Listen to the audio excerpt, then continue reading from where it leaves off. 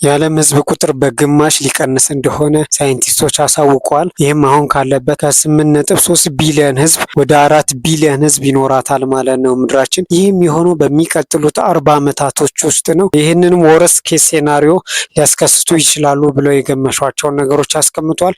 የመጀመሪያው ከፍተኛ የሆነ ፓንደሚክ ወይንም እንደ ኮሮና እንደ ኢቦላ ያሉ ሌሎች ወረርሽኝ በሽታዎች ብዙ ሰዎችን ሊገሉ ይችላሉ። ሲቀጥል ደግሞ ከፍተኛ የሆነ የክላይሜት ቼንጅ ብዙ ሰዎችን በቀጥታም ይሁን በተዘዋዋሪ መንገድ ሊገል ይችላል ወይንም ሊያስወግድ ይችላል የሚለውን አስቀምጧል።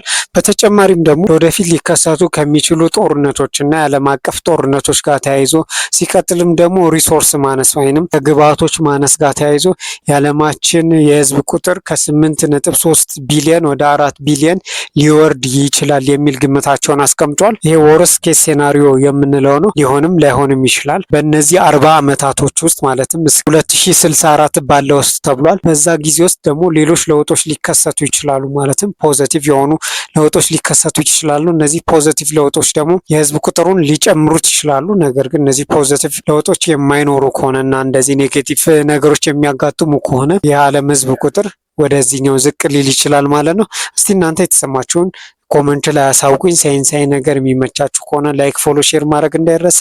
አመሰግናለሁ።